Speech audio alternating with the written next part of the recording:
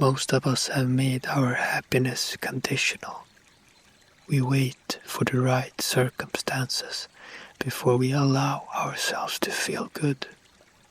A promotion at work, a text from someone we care about, the perfect weekend, a compliment that makes us feel worthy. We've created an equation. Good things happen, then we get to feel good. But what if this equation is backwards? What if you could feel peace right now, in this moment, without needing anything to change? What if joy didn't require a reason? What if your emotional well-being wasn't held hostage by the unpredictable world around you? This isn't about denial or pretending everything is perfect. It's about recognizing something profound. While external events influence your emotions, they don't have to control them entirely. Think about the last time you felt genuinely happy. What had to happen first? Did you need permission from someone? Did you need to achieve something? Did you need to buy something? Did you need to fix something about yourself? Most of us live in emotional dependency. We've outsourced our inner peace to circumstances beyond our control. We've trained ourselves to believe that positive emotions must be earned, justified, deserved. But where did this training come from? From childhood, we learned that approval comes with performance. From media, we learned that happiness comes from what we buy. From culture, we learn that joy requires perfect conditions. Over decades, these patterns become so ingrained they feel like natural law. The idea of feeling good for no reason seems almost inappropriate, as if we need to justify our own well-being, as if peace requires permission, as if joy needs to be earned. But this conditioning creates more than dependency. It creates a profound vulnerability. When your emotional state depends entirely on external circumstances, you've surrendered your well-being to factors you cannot control. Your inner experience becomes hostage to an unpredictable world. With awareness and practice, you can reclaim this power. It starts with a simple but profound question. What if I could feel peace right now, exactly as things are, not because everything is perfect, but simply because I choose to? Your focus acts as a spotlight. It illuminates certain aspects of experience while leaving others in shadow. In any given moment, you can focus on what's lacking or what's present, what's wrong or what's working, what's lost or what remains. Each focus creates a distinctly different emotional reality. You can try this right now. Notice 3 things that quietly support your life. Even simple things as your access to food and clean water, your breath effortlessly bringing in the oxygen your body relies on to survive, the roof above you at night, offering protection from weather and giving you a place to rest. This isn't about pretending everything is perfect. It's about recognizing what's already here, quietly, faithfully sustaining you. You've experienced positive emotional states before, moments of profound peace, genuine joy, deep connection. These aren't just memories. They are resources you can access. Close your eyes and recall a moment of complete peace. Notice the sensations, the quality of attention, the emotional tone. Let your body remember this state. This isn't just remembering, it's retrieving an emotional blueprint. Emotions aren't just thoughts, they're whole body experiences, breath, tension, posture, facial expressions. Try this.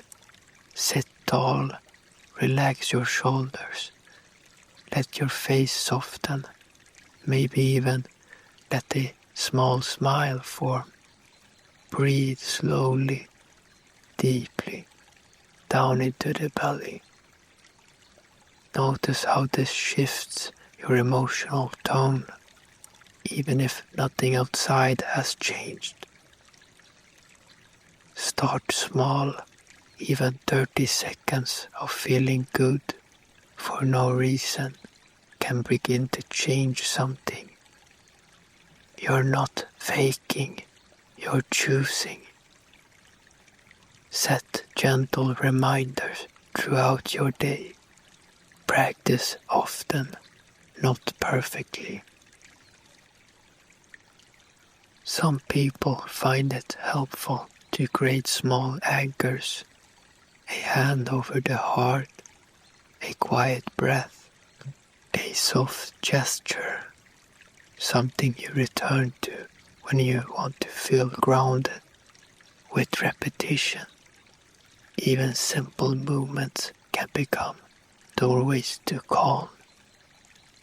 Meditation can help as well, not to control your thoughts, but to sit with them, to return again and again to presence. Anchor your attention to the breath. Feel the inhale, feel the exhale, without forcing it. The mind will wander.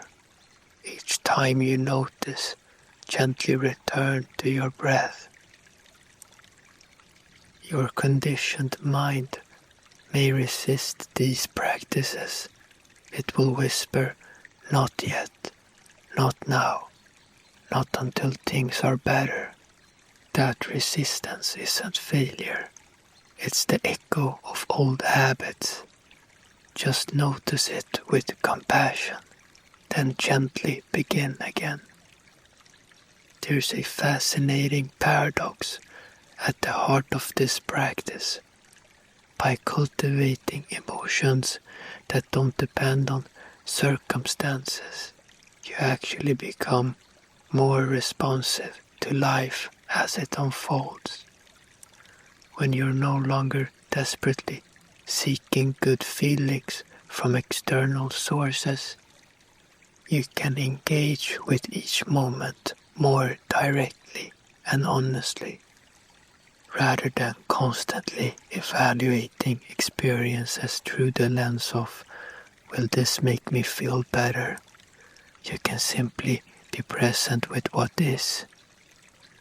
This creates a quality of emotional spaciousness, room to feel the full spectrum of human emotions without being consumed by them. You develop the capacity to experience disappointment without spiraling into despair, to acknowledge frustration without becoming bitter, to feel sadness without drowning in it. Unconditional positive emotions don't replace or suppress your emotional responses during difficult times.